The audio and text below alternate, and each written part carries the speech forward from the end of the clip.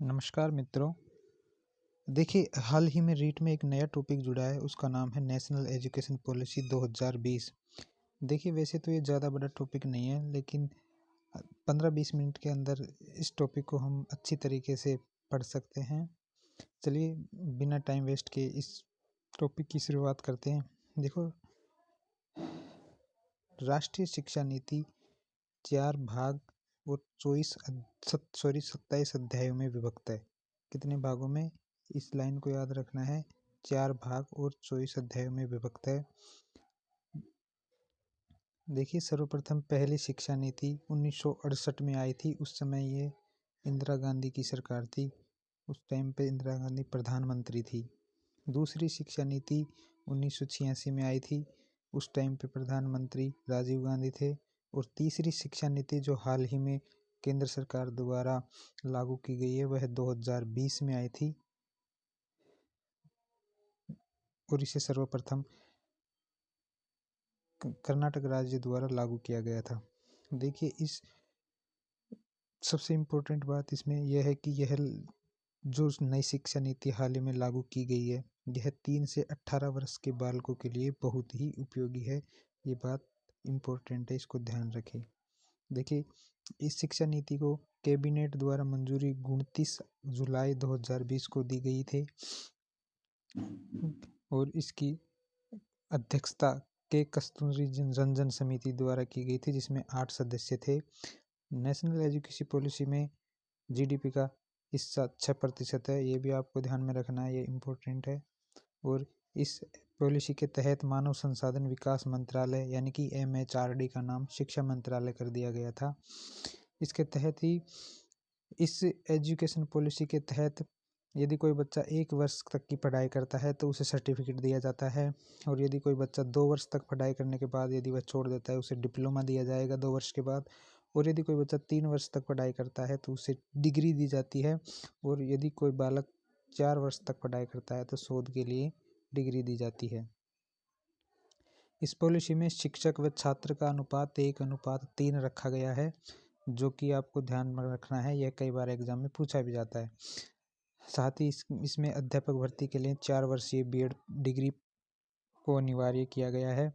इसके साथ mid day meal यानी कि MDM में नाश्ता देने की व्यवस्था की गई है। कक्षा 5 तक मातृभाषा में अध्ययन करने पर जोर दिया गया है। ये इम्पोर्टेंट लाइन है, इसको ध्यान रखें। कक्षा 6 में व्यावसायिक शिक्षा पर जोर दिया गया है और कक्षा 9 में विदेशी भाषा सीखने का विकल्प दिया गया है नेशनल एजुकेशन पॉलिसी 2020 के अंदर। और इसमें जैसे कि साइंस, कॉमर्स, विज्ञान, आर्ट्स आदि विषयों की बाध्यता खत्म कर दी गई है। इसका मतलब यह है कि छात्र अब कोई सा भी विषय ले सकता है। यदि कोई आर्ट्स का स्टूडेंट है तो वह आर्ट्स के विषयों के साथ साइंस के या कॉमर्स के जो अपनी इच्छा से कोई भी ले सकता है, कोई सा भी विषय। कक्षा 10 व 12 के लिए बोर्ड परीक्षा खत्म कर दी गई है। सेमेस्टर प्रणाली लागू कर दी गई है, यानी कि प्रत्येक 6 माह में अर्धवार्षिक परीक्षा का आयोजन किया जाएगा। और छात्रों का रिपोर्ट कार्ड 360 डिग्री असेसमेंट के आधार पर तैयार किया जाएगा।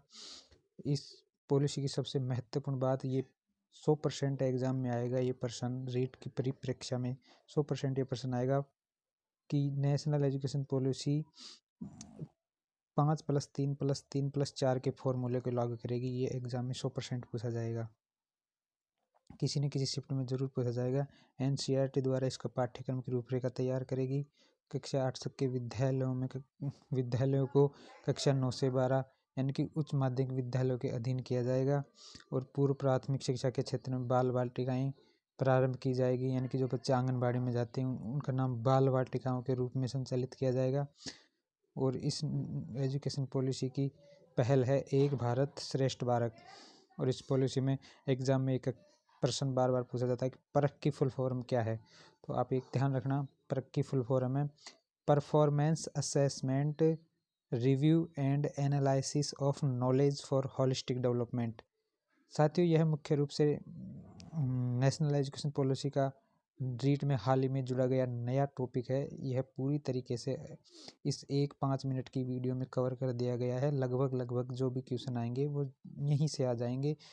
और इस वीडियो को आप 2-3 बार ज़रूर देख लें। इससे आपके सारे इस पॉलिसी से तहत सारे कंसेप्ट है वो क्लियर हो जाएंगे। इसमें मैंने महत्वपूर्ण तथ्यों को शामिल किया गया है, फालतू की किसी भी प्रकार की बात को यहाँ पर नोट नहीं किया गया। ये शॉर्ट और स्वीट वीडियो है। आप कृपया किसी भी वीडियो को देखने से पहले इस वीडियो को एक बार ज़रूर देखें। धन्यवाद साथियों।